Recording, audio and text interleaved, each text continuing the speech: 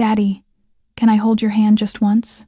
The innocent words of a 3-year-old little girl made the entire park fall into silence. Standing before her was Alessandro Moretti, the most powerful and coldest mafia king in all of New York, a man famously known for never shedding a tear before anyone. But with just one innocent plea, his eyes turned red, and then he broke down and wept like a child. What stunned everyone was not only Alessandro's reaction, but the truth behind that fateful encounter. The little girl had never met him in the first 3 years of her life, yet she called him Daddy as naturally as if she had always known him. And the very moment she reached out her small hand toward him, unlocked a secret that had been buried for many years, one powerful enough to change all of their lives forever. Before we begin this deeply emotional story, let us know where you're watching from in the comments below. And if you enjoy heartfelt stories like this, don't forget to like this video and subscribe to the channel to support us. Now, without further ado, let's begin. Her name was Lily Grace Bennett, 3 years old, curly brown hair that fell just past her shoulders and bounced whenever she ran. And her eyes, those eyes were the kind of eyes people noticed even before they noticed her smile. A soft blue-gray, like a sky that could not decide between morning and rain. They were not her mother's eyes. Sarah had told herself for 3 years not to think about whose eyes they were. Lily had this little habit. Wherever she went, she kept one small hand tucked into the corner of her mother's coat, or the hem of her mother's shirt, or the pocket of her mother's apron, never letting go, not out of fear exactly, more like a small anchor she needed just to keep the world in place. Her mother was Sarah Bennett, 28 years old, living in a one-room studio apartment on the 4th floor of a walk-up building in Sunset Park, Brooklyn.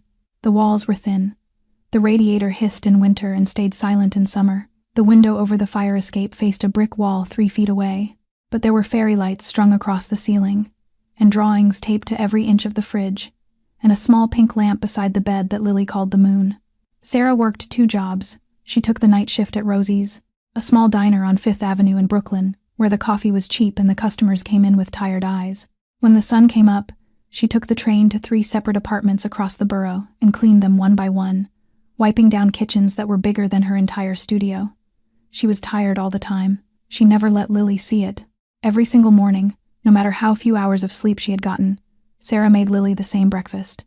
A warm slice of honey toast, spread thin because honey was expensive, with fresh strawberries cut carefully into little heart shapes. Lily would sit at the tiny kitchen table with her legs swinging above the floor, and she would eat each strawberry heart one at a time, saving the biggest one for last. 6 months ago, the questions had started. Small, quiet questions, the way they always start. Miss Delgado, her teacher at the daycare down the street, had pulled Sarah aside one afternoon. She said Lily kept asking her the same thing during playtime. "Miss, do daddies always come back?" Sarah had not been able to answer. She had just nodded and taken Lily's hand and walked her home in the cold. The drawing started after that. Every family Lily drew had 3 people in it: a mother, a little girl with curly hair, and a tall man in the middle, always the tallest, always without a face, because Lily did not know what to draw. She would color him in dark clothes and give him big hands. And above his head she would write one letter in her careful preschool handwriting, the letter D. Sarah had walked in on her one night. Lily was sitting in her small bed, holding her old brown teddy bear up to her ear like a phone, whispering, "Daddy, are you far away? Are you coming home soon?" Sarah had stood in the doorway for a long time. She had not made a sound. She had waited until Lily fell asleep, and then she had gone into the bathroom and cried into a towel so her daughter would not hear. That night, after her shift at Rosie's ended at 2 in the morning, Sarah rode the empty B63 bus home through the sleeping city, her forehead pressed against the cold window. New York glittered outside, a million small lights, a million small lives. She stared at them without seeing them. Somewhere in this city was a man who did not know his daughter existed. Somewhere in this city was a truth she had buried for 3 years. And Sarah could feel it now, the way a person can feel a storm coming before the first drop of rain. Something was about to break. She just did not know yet how completely. Across the East River, on the 42nd floor of a black glass tower in Midtown Manhattan, another kind of night was unfolding, a quieter kind, the kind that did not need bus windows or fairy lights to feel heavy. The penthouse took up the entire floor, marble under the shoes, floor-to-ceiling windows on every wall. From up here, New York looked like a circuit board, all its glittering lights connected by invisible wires, and every one of those wires ran through the man sitting at the head of the long walnut table, Alessandro Moretti, 38 years old. the most powerful mafia king on the east coast of the United States. He sat perfectly still in a charcoal three-piece suit, the kind cut so precisely it looked almost painted onto him. Sharp jaw, black hair combed back without a single strand out of place, cold gray-blue eyes that took in every man at the table without moving. He never raised his voice. He had learned long ago that he did not need to. A room full of grown men, capos who had built careers on fear, went silent the moment he spoke. Behind his chair, standing with his hands folded in front of him, was Vincent Russo, 45 years old. A wide shoulders, a broken nose from a fight in 2003, a scar under his left eye that he refused to talk about. Vincent had been with the Moretti family for 20 years. He had taken a bullet for Alessandro's father before Alessandro had ever sat in this chair. He did not smile. He did not speak unless spoken to, and he watched the room the way a wolf watches a tree line. To Alessandro's right sat Marco Bellini, 42 years old, consigliere, 15 years at Alessandro's side, sharp gray suit, silver cufflinks, a warm smile that came easy. Marco laughed when Alessandro made a dry remark about the Atlantic City numbers. Marco leaned in with a small leather notebook when Alessandro gave a quiet order about the shipping schedule at Red Hook. Marco was the only man in the room, besides Vincent, who had ever been inside Alessandro's home. Alessandro trusted him the way a man trusts his own left hand. The empire they discussed that night stretched wider than most people in the room fully understood. The Brooklyn docks, 3 casinos in Atlantic City, a quiet, careful, money-laundering network that ran up and down the entire East Coast through restaurants, laundromats, and boutique real estate holdings. Numbers moved on the walnut table in millions. On the small marble side table, beside Alessandro's chair, sat a single espresso cup, white porcelain, hand-painted with a thin blue rim. His mother had carried that cup with her when she left Sicily in 1970, wrapped in a scarf, tucked inside a suitcase. It was the only thing he had kept from his childhood. He drank from it every meeting. When the last capo left, Vincent nodded once and stepped out to give him space. Marco lingered a moment at the door, said something quiet in Italian, then closed it behind him. Alessandro rose slowly. He walked to the tall window and rested one hand against the cold glass. Below him, the city breathed and blinked and lived without him. For one strange second, he thought of a small diner in Brooklyn, of a girl with brown hair pouring him coffee at 3 a.m, laughing at some quiet joke he had made. 3 years now, almost 4. He closed his eyes and pushed the memory back down where it belonged. Then he turned and went back to work. The memory he had pushed down did not stay down for long. It never did. It came back to him later that night, the way it always came back, in pieces.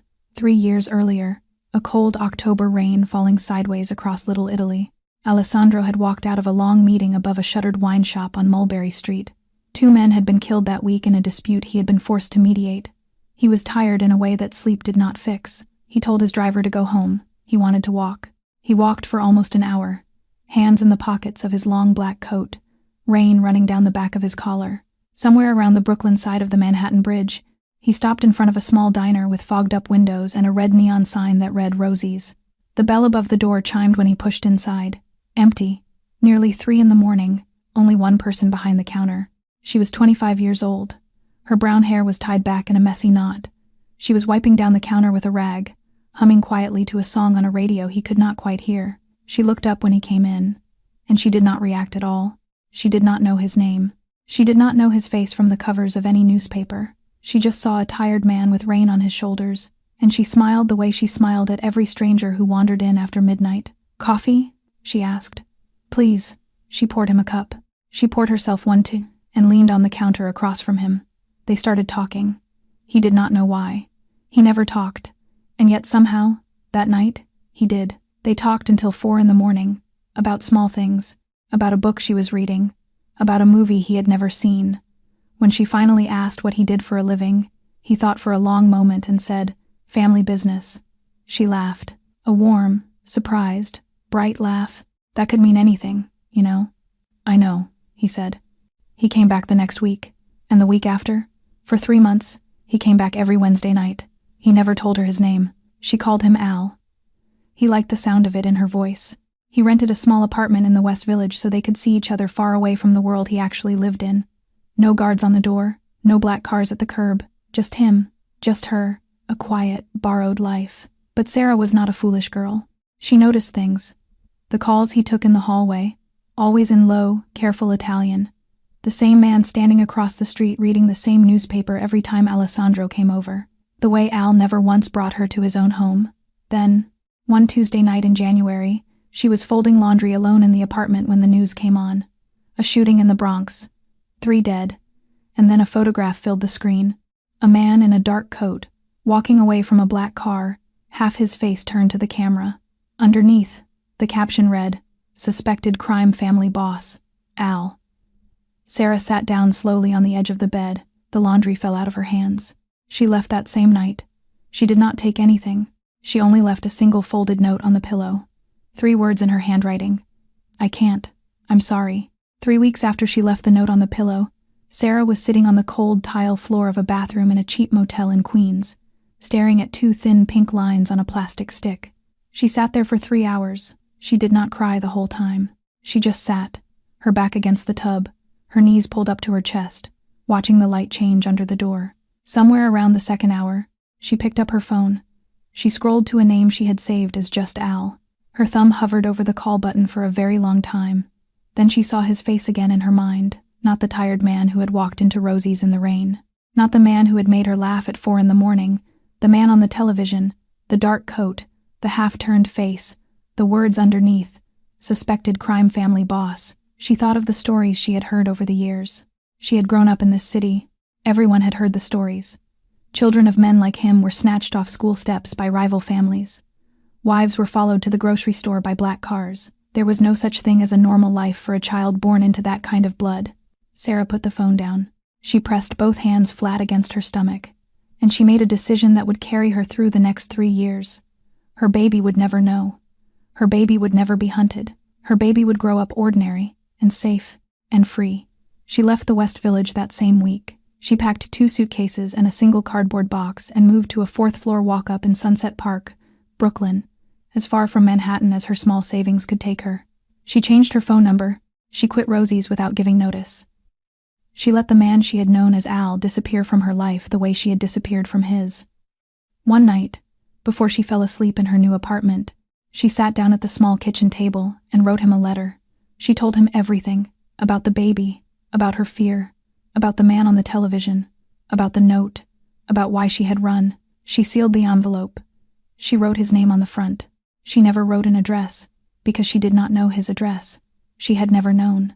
She put the letter inside a small wooden box her grandmother had once given her, and she slid the box under her bed, and she did not touch it again for 3 years. 9 months later, Lily Grace Bennett was born on a Tuesday morning in a public hospital in Brooklyn. On the birth certificate, in the space marked father, Sarah left the line blank.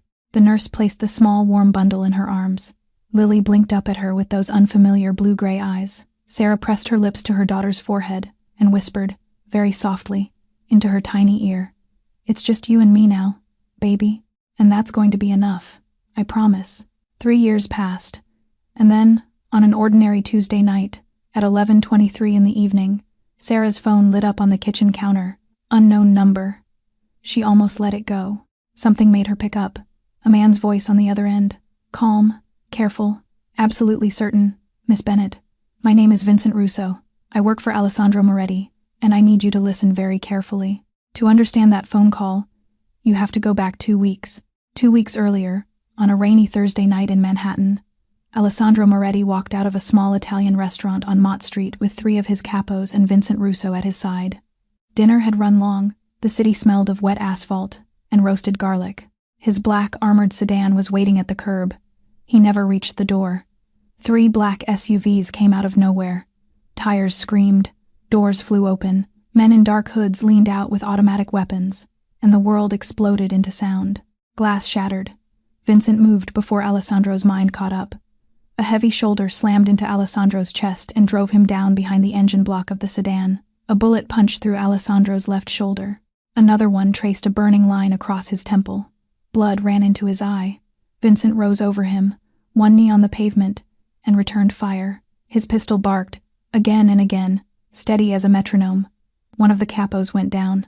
Another dragged himself behind the rear tire, screaming into a phone. Sirens in the distance, getting closer. The black SUVs peeled away as fast as they had come, tires smoking, taillights vanishing around the corner onto Grand Street. Vincent turned, grabbed Alessandro under the arms, lifted him like a child. The world went black. He woke up 3 days later in a soft gray hospital bed on the second floor of the family's private medical facility in Long Island. White linen sheets, sunlight through half-drawn blinds, his left arm in a heavy sling, his head wrapped tight. A woman sat in the chair beside him, calm and composed, a manila folder in her lap. Dr. Elena Marconi, 50 years old, silver at her temples. She had been Alessandro's private cardiologist for 10 years. She had watched over the slow, secret sickness inside his chest since the day she had first diagnosed it. He opened his mouth, closed it, tried again. How bad? She did not answer right away.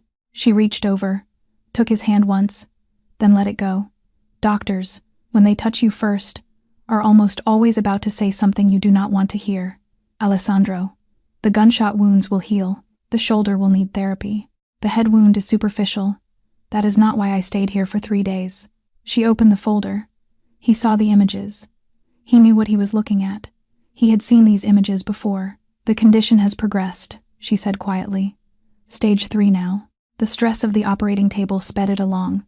Without a transplant? Without significant intervention? I am telling you 5 years.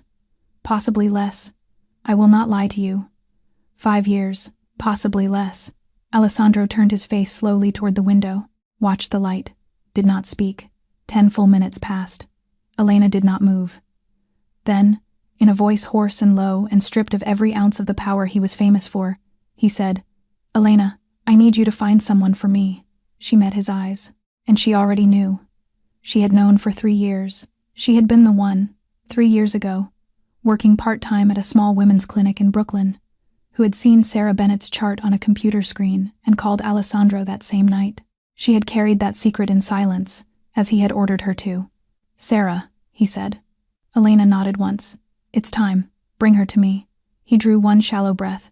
"And Elena, bring my daughter too." That night, in a room on the far side of the facility, Vincent Russo picked up a burner phone and began the search that would end, 4 days later, at a 4th-floor walk-up in Sunset Park.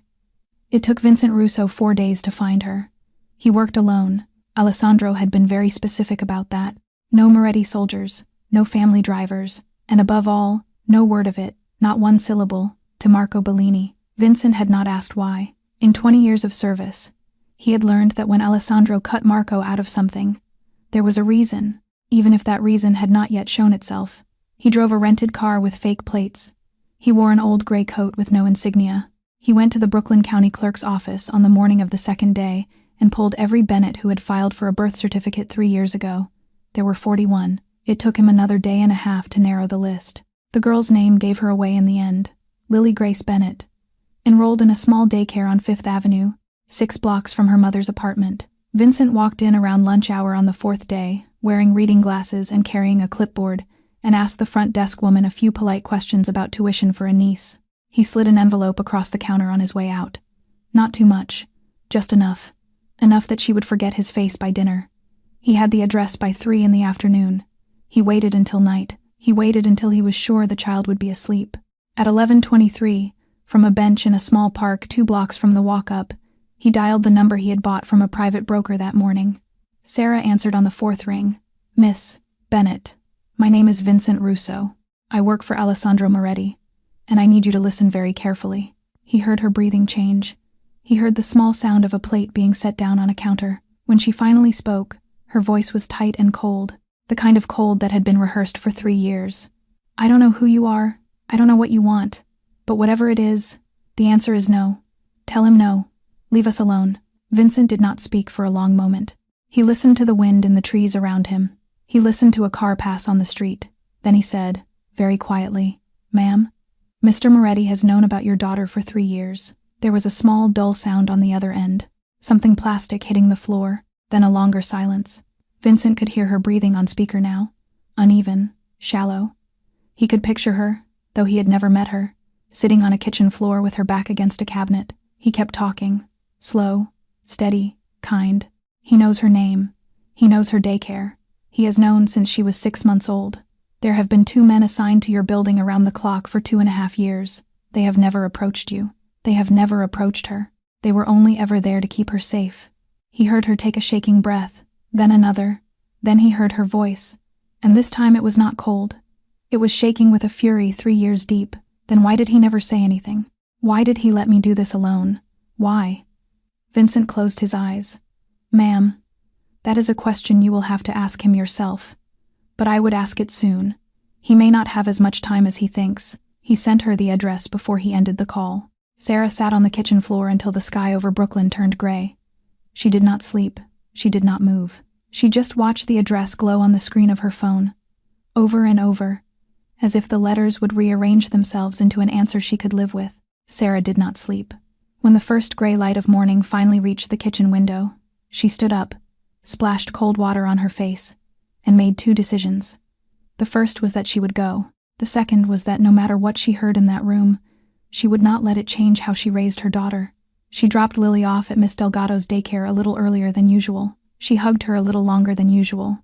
Lily looked up at her with those blue-gray eyes and asked, very seriously, "Mama, are you sad today?" Sarah smiled and kissed her forehead and told her she just had a long day ahead. Lily nodded like she understood, tucked one small hand into the corner of Sarah's coat one last time, and then let go. Sarah caught the train out to Long Island. From the station, she took a taxi. She gave the driver the address Vincent had sent. He drove her out past the manicured hedges of quiet neighborhoods and stopped in front of a tall iron gate. Vincent was waiting for her. He said very little. He led her through a long, quiet stone hallway. All the servants were gone. Alessandro had ordered them out that morning. The house felt like a museum after closing hours. Vincent stopped in front of a heavy oak door. He turned to her. "He's not the man you remember, ma'am. I am only asking one thing of you. Please just remember. He almost died last week." Sarah did not answer. She pushed the door open. Alessandro was sitting in a leather armchair by a tall window. He wore a plain white shirt, sleeves rolled to the elbows. His left arm was in a heavy sling. He was thinner than she remembered. His jaw was still sharp, but softer somehow. There was silver in his hair now that had not been there 3 years ago. And his eyes, those cold gray-blue eyes that a room full of dangerous men had once gone silent for, looked hollow. He rose slowly when he saw her. His good hand rested on the back of the chair for balance. "Sarah," he said, very quietly. Just her name. Sarah crossed the room in 3 quick steps. She did not stop to think. Her open palm struck the side of his face as hard as her body could throw it. The sound cracked through the whole room. Alessandro did not flinch. He did not raise a hand to defend himself. His head turned with the blow, and then he stood there, waiting, as if he had been waiting for that exact strike for 3 years. Sarah's whole body was shaking. 3 years, she said. Her voice was almost a whisper. 3 years I could not eat enough so that she could have enough milk. 3 years I worked 2 jobs so that she could have shoes that fit. 3 years she asked me every single day where her daddy was, and every single day I had to lie to my child's face. She took a breath. 3 years you knew. 3 years. And you did nothing. Alessandro slowly turned back to face her. His eyes were red, not from the slap, from something older, deeper. "Sarah, sit down. Please, I will tell you everything, but you need to sit down first." There was something in his voice she had never heard before. Not in 3 months at Rosie's, not in the borrowed apartment in the village, not in any of the small, quiet moments she had once memorized. It was not a command. It was a plea. From a man who had built an empire out of never begging anyone for anything. Sarah sat. He lowered himself into the chair across from her, slowly, holding his ribs. He drew a long breath, gathering himself, and when he spoke again his voice was steady, but only barely. "Sarah, 3 years ago, the same week Elena told me you were pregnant, she told me one other thing. About my heart." He spoke slowly. He did not look away from her once. "After you left the note on the pillow, I did not sleep for 6 days.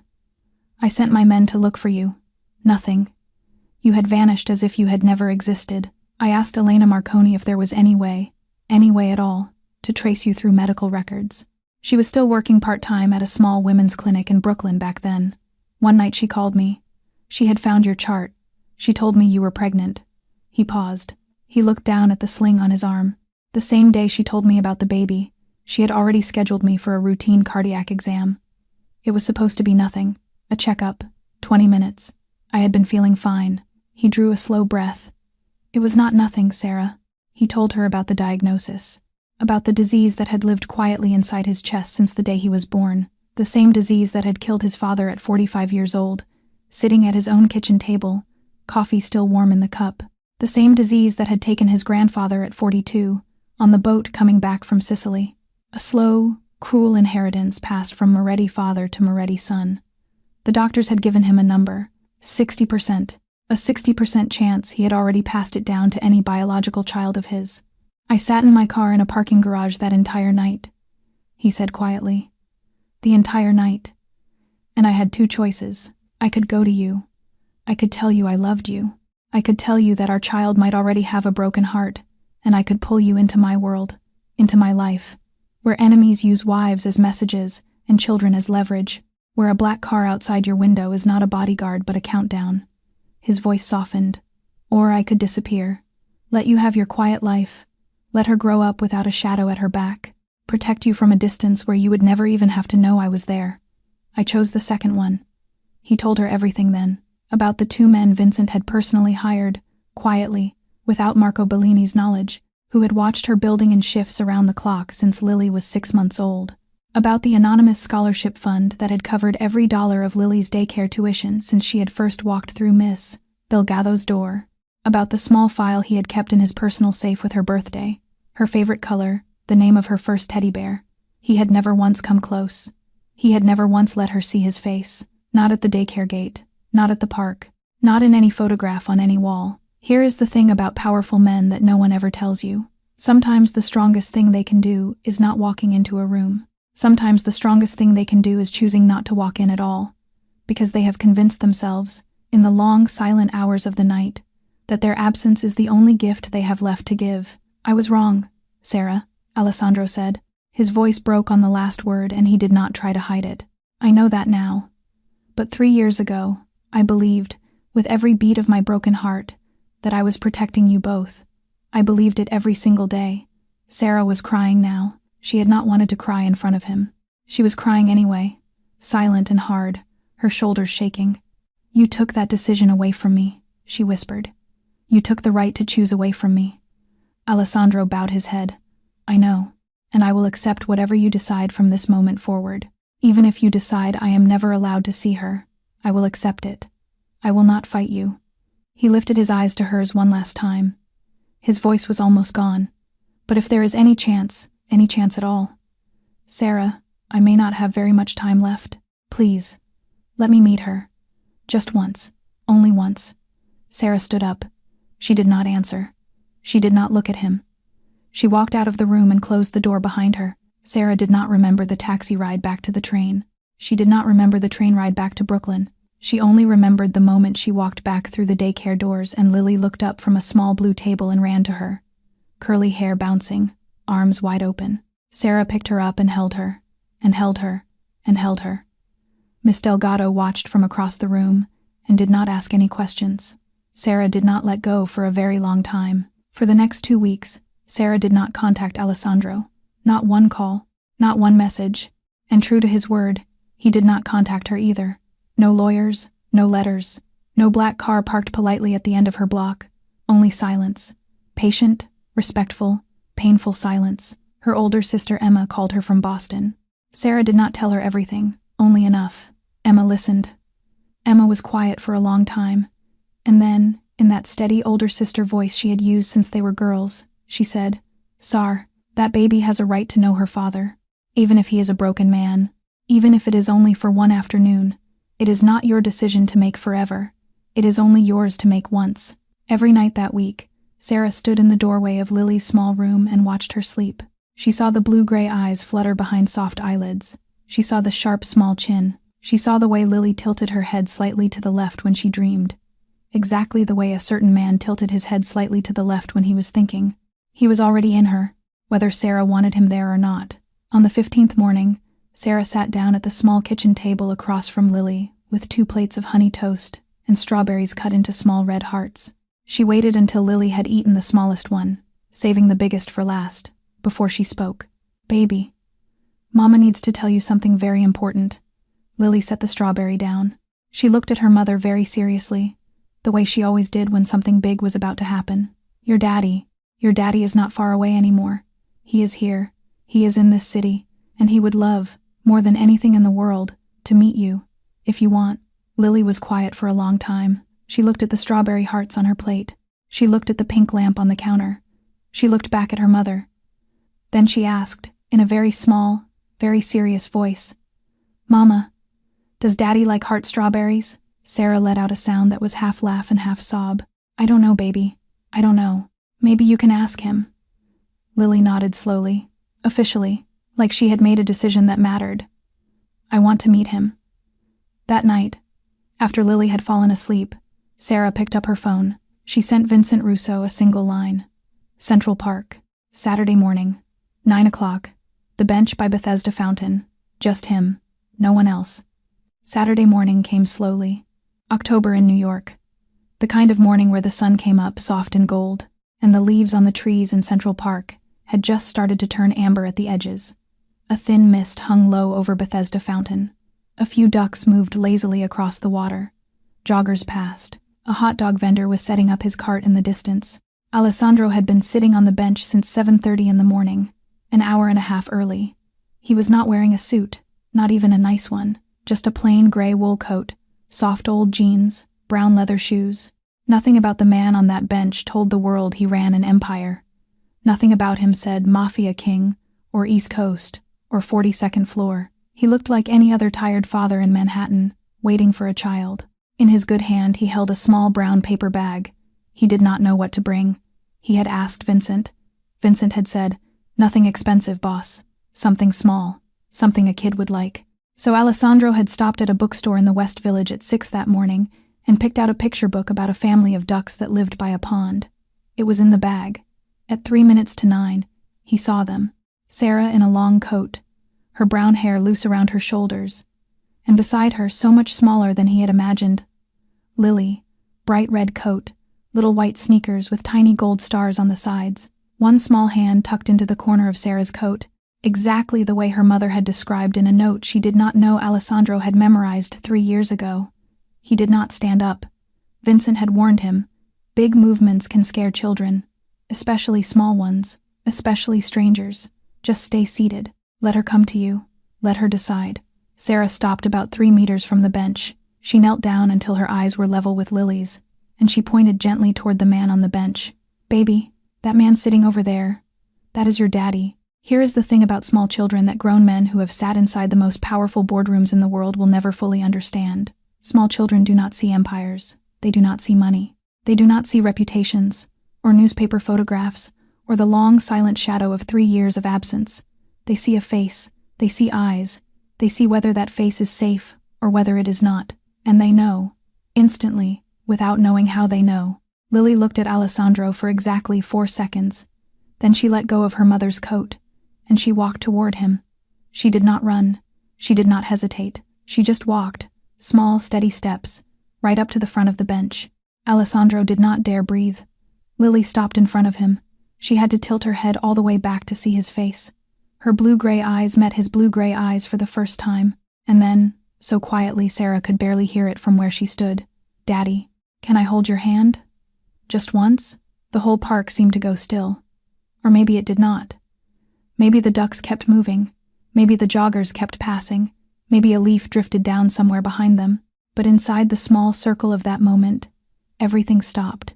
Alessandro Moretti, the man who had not cried in front of another human being since the day of his mother's funeral, broke completely, not loudly, not dramatically, just quietly, the way strong people finally break when they stop holding everything together.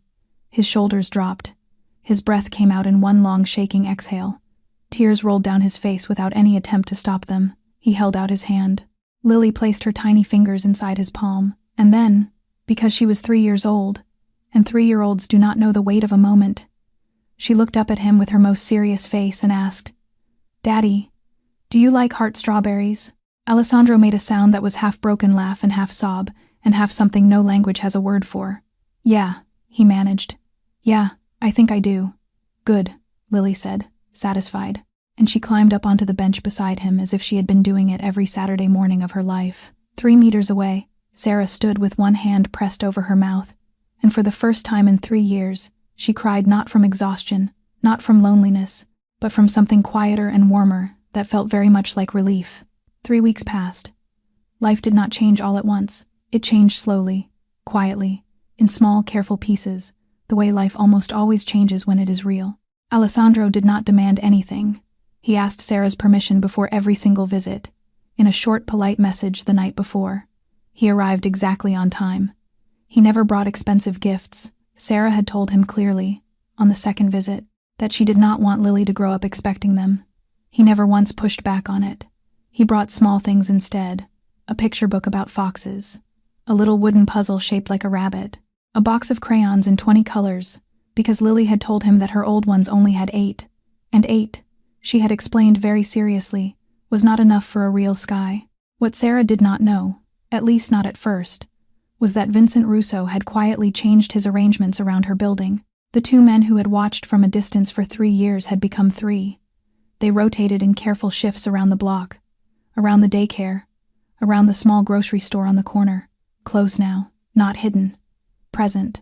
Vincent had told Alessandro that if the world was going to know that a Moretti child lived at that address, then a Moretti child would be protected the way a Moretti child deserved. Alessandro had not argued. On Saturday afternoons, Alessandro would take Lily to the small pond in Prospect Park. He would kneel down on the grass beside her and show her how to tear stale bread into tiny pieces, the exact right size for a duck's beak, so that the ducks would never choke on a piece too big. Lily took this instruction extremely seriously. She frowned when she tore the bread. She checked each piece with him before she threw it. Alessandro would nod solemnly at each one, and Lily would nod solemnly back. She started calling him something new around the second week. She had seen it in a cartoon at daycare, she told Sarah, and she had decided it was the correct word. Not daddy anymore, Papa. The first time she said it to his face, standing at the edge of the pond with a piece of bread in her small hand, Alessandro had to turn his head all the way toward the water so that she would not see what happened to his face. Sarah watched from a bench at a careful distance, coffee cooling in her hands. She watched him lean down to hear her tiny voice. She watched him laugh, actually laugh, out loud, for the first time since she had seen him again in that quiet room on Long Island. That night, after Alessandro had gone home, Lily crawled into Sarah's lap while she was reading and asked, in a very small voice, "Mama, is Papa sad?" Sarah blinked. "Why do you ask, baby?" "Because his eyes always look like they are about to cry." Sarah kissed the top of her head and did not answer. The next morning, she picked up the phone and called Dr. Elena Marconi. "Doctor, I want to have Lily tested. For his heart." Dr. Elena Marconi came to Sarah's apartment on a Tuesday afternoon. She wore a plain sweater and carried a small brown medical bag. Nothing that looked out of place in a quiet Brooklyn walk-up. Lily sat on the kitchen chair with her legs swinging above the floor, watching everything with wide, serious eyes. Elena was gentle. She was careful. She talked to Lily the entire time in a soft, steady voice, explaining every step before she did it. Lily did not cry when the needle went in. She only frowned at her small arm, and then looked up at Sarah and asked, in her most serious voice, "Mama, why does the doctor need juice from my arm?" Sarah swallowed hard and smiled. "So she can make sure your heart is happy, baby." Lily nodded. That answer was acceptable. Elena took the vial, sealed it, and slipped it into her bag. Before she left, she and Sarah stood by the door and spoke very quietly. 3 days, Elena said. "Sometimes 4. I will call you the moment I have the results." "Not Alessandro. You." Sarah nodded. "If it is bad news, I will tell him myself. In person. I do not want him to hear it from anyone else." Elena reached out and squeezed her hand once. "If it is good news, Sarah, you also tell him yourself. He needs to hear that from you too." Those were the longest 3 days of Sarah's life since the day Lily had been born. She did not sleep. She made honey toast at 3 in the morning because she did not know what else to do with her hands. She stood in the doorway of Lily's room and watched her chest rise and fall under the blanket and counted the breaths like she used to count them when Lily was a newborn. On the 3rd morning, Sarah was standing in the kitchen making coffee when her phone rang. She almost dropped the pot. Elena's voice was calm, almost too calm. "Sarah, the results are clean, completely clean. Lily does not carry the gene. She does not have any early markers. She is going to be fine." Sarah did not answer. She slid slowly down the front of the cabinet until she was sitting on the linoleum floor with her knees against her chest. She cried without making a sound, because Lily was still asleep in the next room. When she could speak again, she picked up the phone and called Alessandro. "You need to come here, right now. Do not ask. Just come." He was standing at her door in 45 minutes. His eyes were wide with fear. His shoulder was still healing. He had not even taken off his coat. Sarah handed him the printed page Elena had faxed. She said the words gently, carefully, so they would land soft. She is clean. She does not carry your gene. She is going to live. Alessandro read it once. He read it again. Then he lowered himself onto the small, worn sofa in Sarah's tiny living room, a room smaller than his closet in Manhattan, and he pressed both hands to his face. Sarah sat down next to him on the sofa. She did not say a word. She did not need to. She just sat. After a long moment, he lifted his head. His eyes were wet, but his voice was steady. Thank you. Thank you for telling me. Thank you for giving her to me. Just then, small bare feet padded into the room. Lily was holding up a fresh drawing on a big sheet of paper. 3 people, standing in a row. A mama with brown hair, a little girl with curly hair, and a tall papa in the middle, holding both of their hands. For the first time in 3 years, Lily's family was complete. A week later, on a cold Thursday afternoon in Manhattan, Alessandro returned to the penthouse on the 42nd floor for the first leadership meeting since the assassination attempt. The capos would arrive at 4. He arrived at 3. Vincent Russo was already waiting for him in the smaller side office. He was standing perfectly still, hands folded, a thin silver laptop closed on the desk beside him. The look on his face told Alessandro everything before a single word was spoken. Boss, I need to show you something, before the others get here. Sit down. Alessandro sat. Vincent opened the laptop. He turned the screen so Alessandro could see it, and he began, quietly and methodically, to walk him through what he had found. Financial transactions, 6 wire transfers over the course of 2 years, $6 million total, moved through a small chain of shell accounts in Panama, in Malta, in a bank on the Greek islands. All of it eventually traced, with painstaking work, back to a single origin, the DeLucci family, their oldest and bloodiest rival on the entire East Coast. Decrypted messages, short careful strings of Italian text, some written in a code only 3 men in the world would fully understand. Surveillance photographs, grainy but clear, a gray Mercedes sedan pulling up to a rusting warehouse near the docks of Staten Island, a man in a dark coat stepping out, Rocco DeLucci himself, waiting inside, and walking toward him, smiling, hand outstretched, was Marco Bellini. The night of the ambush, Vincent said, his voice flat, the route we took, the time we left the restaurant, the armored car we used. There were only 3 men in this world who had that information. You, me, and Marco. Alessandro did not speak for 2 full minutes. He did not blink. He looked at the photograph of Marco shaking Rocco DeLucci's hand, and his mind slid backwards through 15 years of dinners, of weddings, of long nights in this very office. He had baptized Marco's oldest son. He had held that boy the day he came home from the hospital. He had stood at Marco's side on the day Marco buried his father. 15 years, and this. Vincent spoke again, softer this time. There is one more thing, boss. You need to hear this. In the last 7 days, Marco has asked 3 of our people specific questions. About a woman in Sunset Park, about a little girl at a daycare on 5th Avenue. Alessandro slowly turned his head. His eyes were dry. Whatever tears he might have had at another moment were gone, replaced by something cold and level and much more frightening than grief. How much does he know? Vincent held his gaze. I do not know for certain, boss, but I can tell you this. If Marco Bellini knows about Lily, then Rocco DeLucci knows about Lily too. Alessandro rose from the chair. He did not raise his voice. He never raised his voice. What came out of his mouth was so quiet that anyone who had ever worked for him would have gone still at the sound of it, because the men who worked for Alessandro Moretti had learned long ago that his quietest voice was the one to fear most. Call Sarah, right now. Send 4 men to her apartment. I want her and Lily out of Brooklyn in 30 minutes. Vincent pulled out his phone. He dialed. The line did not ring, not even once. It went straight to a dead flat signal, the kind a phone gives when it has been turned off, or crushed, or dropped into deep water. Vincent looked up. Alessandro was already moving. He was out the door of the office before Vincent could speak, phone pressed to his ear, snapping orders in a rapid, controlled voice that mobilized every loyal soldier in the Moretti family within the next 60 seconds. 45 minutes earlier, Sarah walked up to the daycare on 5th Avenue at 3:15, exactly the way she did every Thursday afternoon. Lily came running out with her red backpack bouncing on her small shoulders, holding a fresh finger painting of what she said was Papa, feeding the ducks. Sarah kissed the top of her head, took her small, warm hand, and started walking home. She did not see the black SUV until she was 3 doors from the corner. It was idling against the curb, engine soft, windows tinted. Two of the doors opened at the same moment. 3 men in dark coats stepped out. Sarah stopped walking. Her hand tightened around Lily's. She recognized the man in the middle. Vincent had shown her one photograph of him 3 weeks ago, when the extra guards had started rotating around her block. "This is Marco Bellini, consigliere. If anything ever happens, if you ever see anyone else at your door, you can trust this face. He is Alessandro's right hand."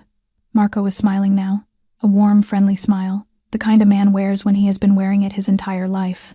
"Miss Bennett, my name is Marco. Alessandro sent me. There has been an emergency. I need to get you and the little one somewhere safe, right now." Sarah hesitated.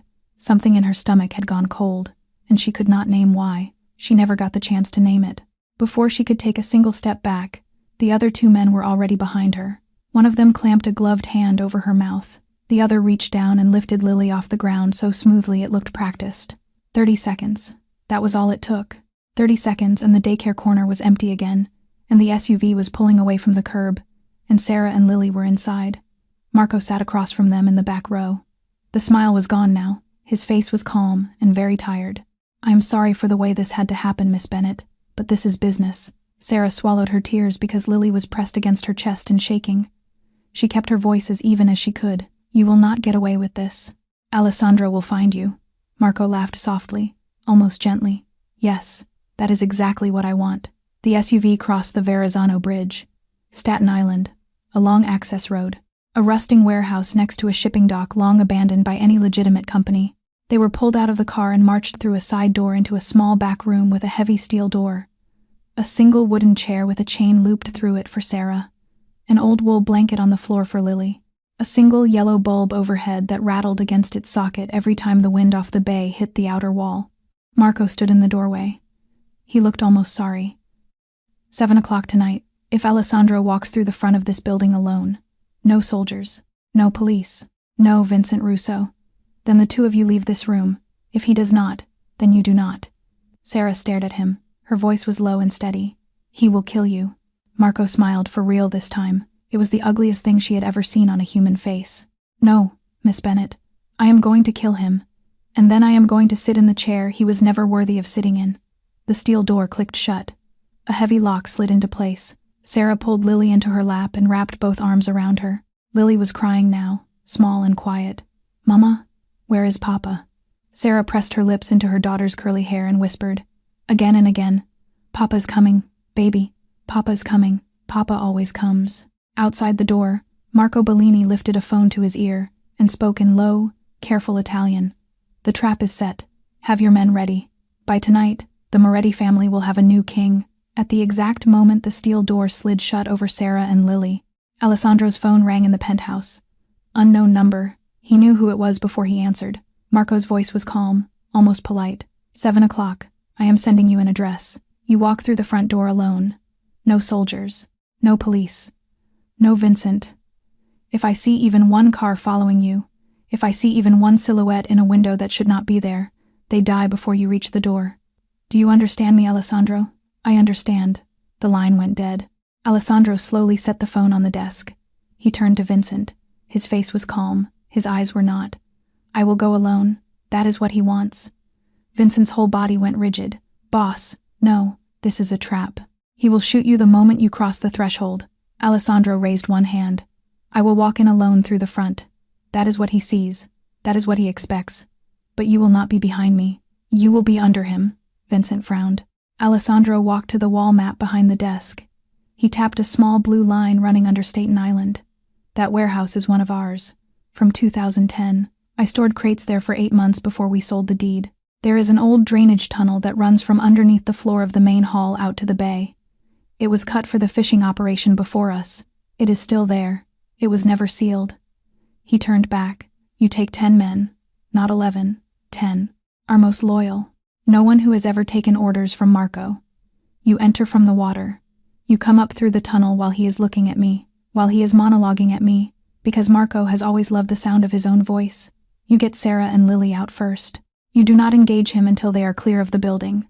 Do you understand me? First them, everything else after." Vincent nodded once. Then, quietly, "And you, boss, what happens to you in the middle of all this?" Alessandro looked down at his hands. There was a long silence. I face him. My daughter needs to know, someday when she is old enough to understand any of this, that her father was not a coward. Vincent did not argue again. The next 2 hours moved fast and quiet. 10 men were called in one at a time, face to face, in the small side office. No radios, no group chats, no electronic trace, just handshakes and low voices and the kind of loyalty that had been built over decades and could not be bought for $6 million in a bank on the Greek islands. Alessandro slipped away into his private study for 10 minutes. He wrote a short letter by hand, 2 folded pages. He sealed the envelope with wax. When Elena Marconi arrived at the penthouse at 6:15, he pressed it into her palm and closed her fingers around it. If I do not come back tonight, you give this to Sarah, only to Sarah, in person. Elena did not ask what was inside. She only nodded, once, and slipped the envelope into her coat. At 6:45, Alessandro drove himself south toward Staten Island in a plain black sedan, hands steady on the wheel, no convoy behind him within any line of sight. Under the bay, 2 hours ahead of him, Vincent Russo and 10 men were already deep inside a dark, cold tunnel, waist-deep in seawater, moving carefully toward the underside of a rusted warehouse floor. Alessandro pulled up in front of the warehouse.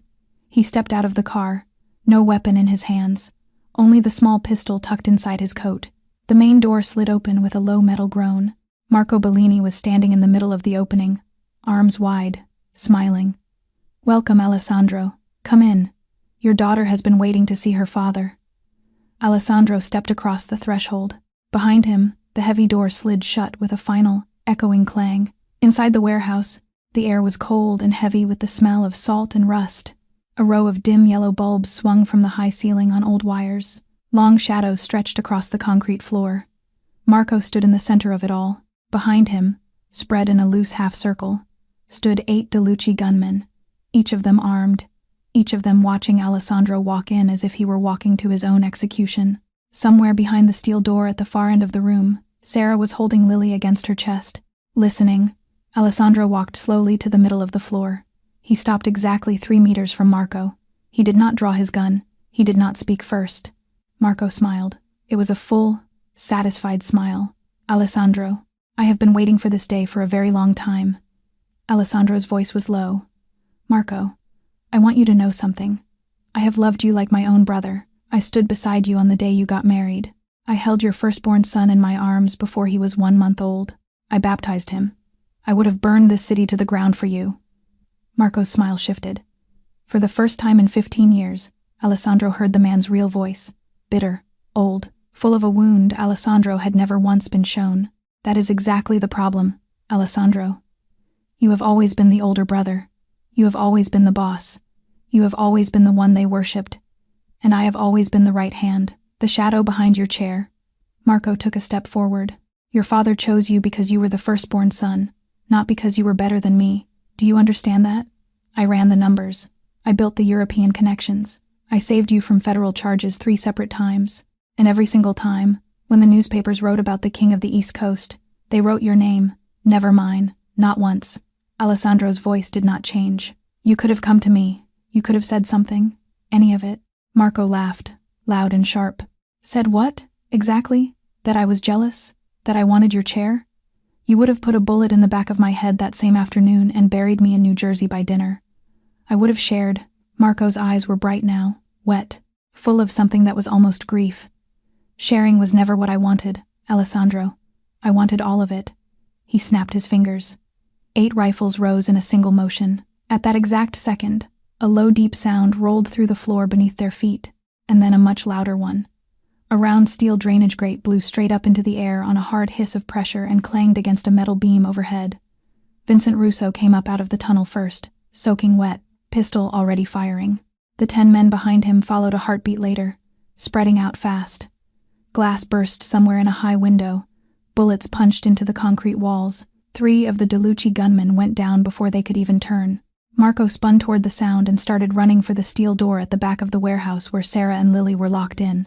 Alessandro drew his pistol in one clean motion. Fired. A gunman 2 meters from the door dropped. He sprinted after Marco. Vincent shouted across the floor as he pinned another shooter behind a stack of crates. "Get them out, boss! Take the tunnel! I have this side!" Alessandro reached the steel door 2 steps behind Marco. He put his shoulder into it. Wood cracked around the lock. He forced it open. Sarah looked up from the chair. Lily saw him and burst into tears through her mother's arms. "Papa!" Alessandro was across the room before Sarah could speak. He pulled a small knife from inside his coat and cut the chain around her in 3 fast strokes. He lifted Lily off the blanket and set her on Sarah's hip. "Follow Vincent. Down the tunnel. Straight to the water. I hold the rear." Sarah shook her head, wild with fear. "No, no. You come with us." Alessandro pushed Lily fully into her arms. He held Sarah's shoulders with both hands. "Sarah, she needs you. If we do not move right now, no one leaves. Go. Now." Sarah looked into his eyes. She would carry that look with her every day for the rest of her life. Then she turned, tightened her grip on Lily, and ran toward Vincent at the far side of the main hall. Alessandro turned back into the main warehouse. Marco had backed himself into the far corner, pistol raised, his face pale and shining with sweat. Vincent's men were pinning the last 2 DeLucci shooters near the loading bay. The floor around the drainage tunnel was clear. Marco saw Sarah running toward Vincent, with Lily in her arms. His eyes went completely wild. "If you will not give me the throne," he screamed, his voice cracking apart, "then you will not have anything left at all." He raised his pistol. He aimed it straight at Lily. Time slowed. Alessandro saw the barrel of Marco's pistol align on his daughter's small red coat. He did not think. There was no thought. There was only motion. 3 long strides, past Sarah, past Vincent. He reached Lily in what felt like the space of a single heartbeat. He threw himself around her small body and turned his back to Marco in the same motion, wrapping her fully inside his coat, pressing his chest against her curly hair. The gunshot cracked through the warehouse. The bullet punched through Alessandro's back and buried itself deep in the center of his chest, only inches away from the sick and struggling heart he had been carrying in secret for 3 years. Alessandro did not fall. Not right away.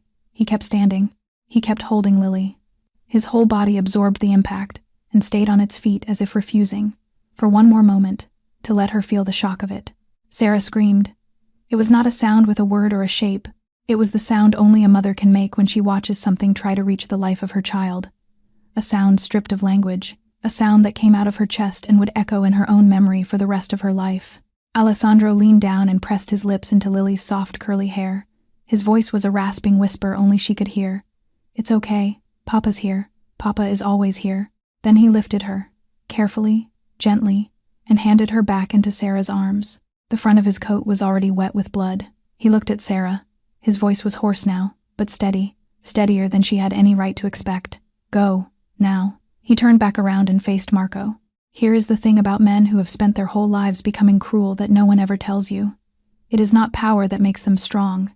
It is not money. It is not the fear they spread through every room they enter. What makes them strong, what really and finally makes them strong, is the single moment they discover that there is something in this world they are willing to die for, not to kill for, to die for. And in that moment, they become an entirely different kind of man. They become a father." Alessandro raised his pistol. He fired once. Marco's leg gave out under him and he crashed hard onto the concrete, his own gun skittering across the floor and out of reach. Alessandro walked forward. Marco lay on his back. One hand pressed uselessly against his thigh, chest rising and falling in short, shallow gasps. He looked up at the man standing over him. He saw the dark stain spreading across Alessandro's shirt. He saw the pallor. "You can't," he rasped. "Not with that. You are dying while you stand." Alessandro's face held no anger, only a deep and quiet exhaustion. "Perhaps," he said, "but I will die as a father. You will die as the man who betrayed his own brother." He did not fire the second shot. He lowered the pistol. The family courts would deal with what remained. He turned his back on Marco and began to walk away. Vincent reached him a moment later and slid a shoulder under his good arm. His face went pale when he saw the front of the coat. "Boss, we have to move. Right now." Alessandro nodded. His knees were beginning to give. His steps were shorter. Vincent lifted the radio to his mouth. "Ambulance to the tunnel exit at the bay. Maximum priority. Move it."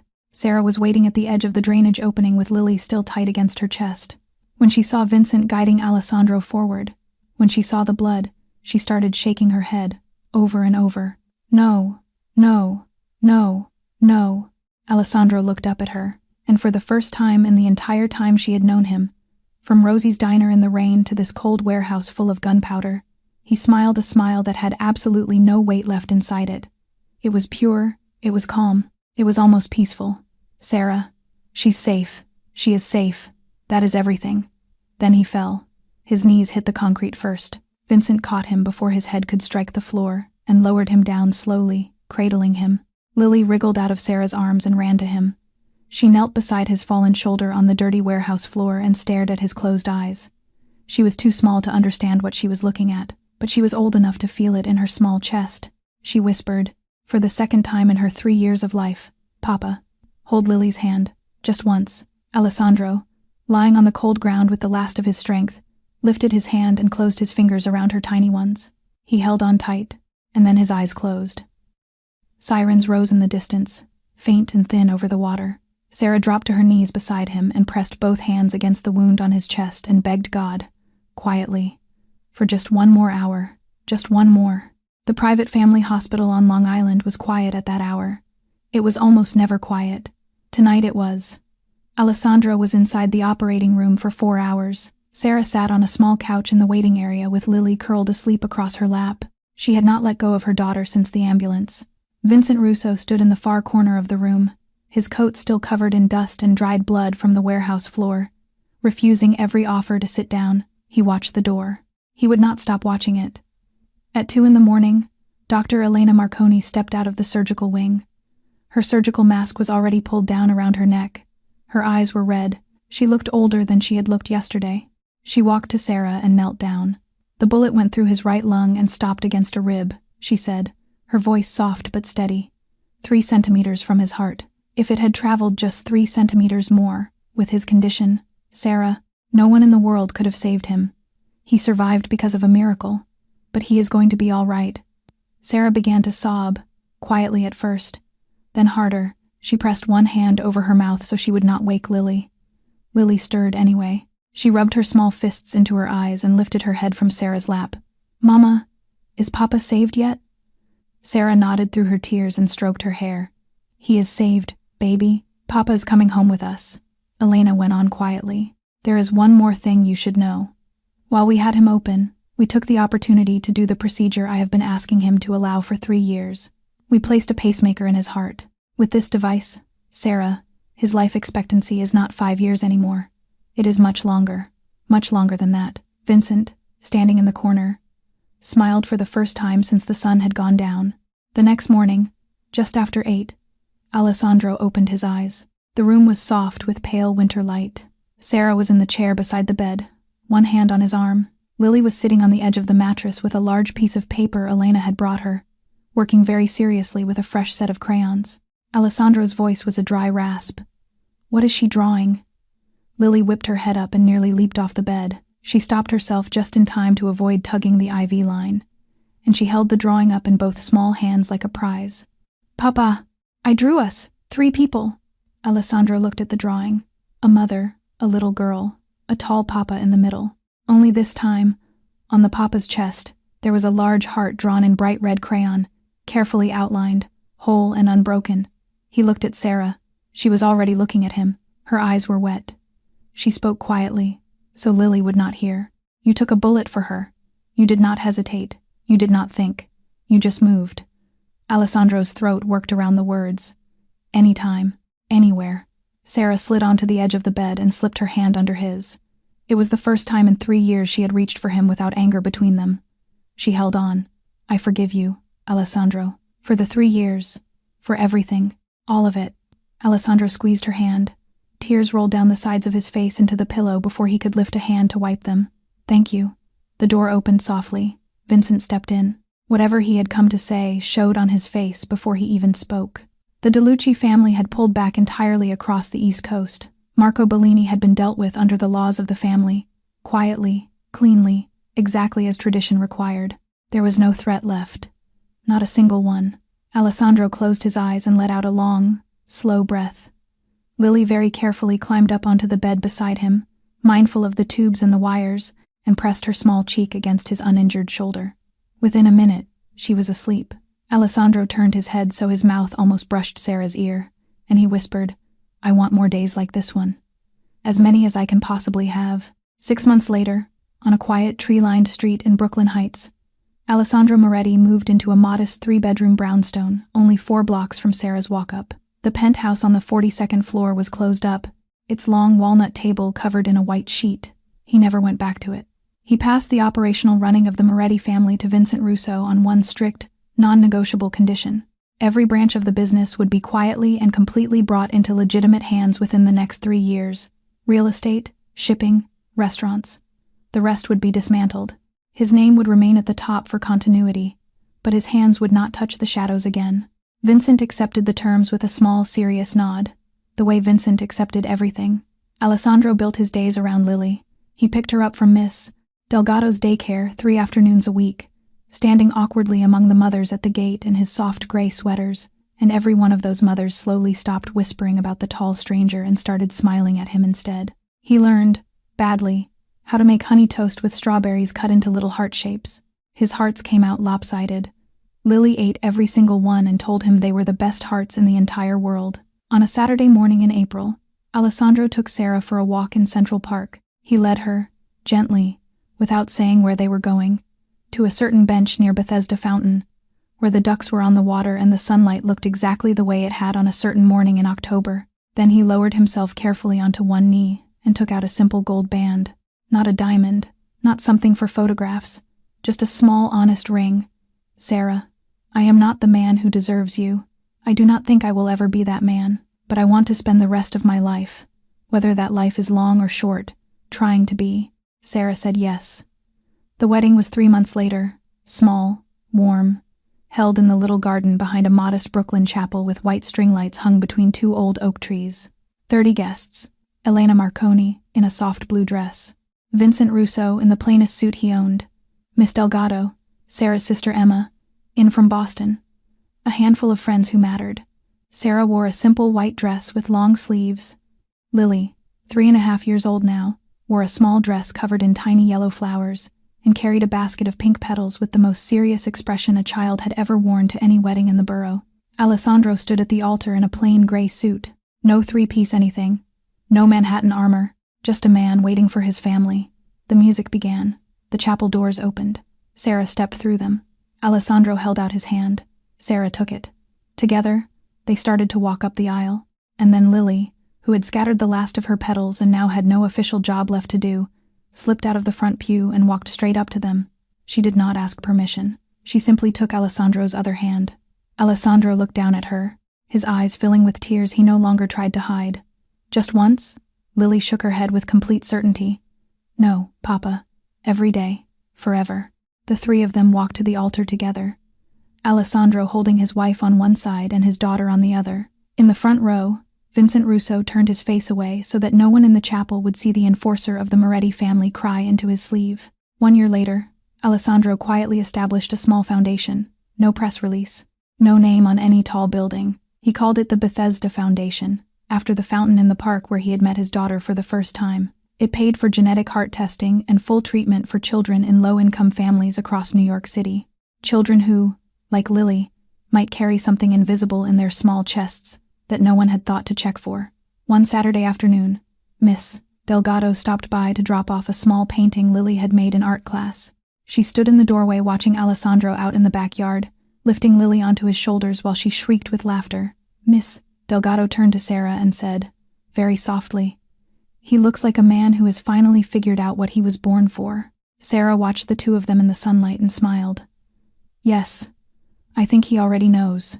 Here is what our channel would like you to take away from this story today. Sometimes the people we assume are the strongest, the most powerful, the most untouchable, are carrying the heaviest silence inside of them. And sometimes it takes the smallest voice and the smallest hand to remind them that they are still, first and always, human beings. We would love to hear from you. In your own life, has there ever been someone whose absence quietly hurt you? Or someone who stayed silent when you needed them to speak? Share your story in the comments below. Someone else may need to read your words today. If this story moved your heart, even a little, please tap the like button, subscribe to our channel, and share this video with someone you care about. Your support helps us bring you more heartfelt stories like this one every single day. We wish every single one of you watching today good health, peaceful days, and a life full of small joys. Take care of the ones you love, hold their hands often, Sometimes just once is enough to change everything. Goodbye for now, and we will see you again in the next story.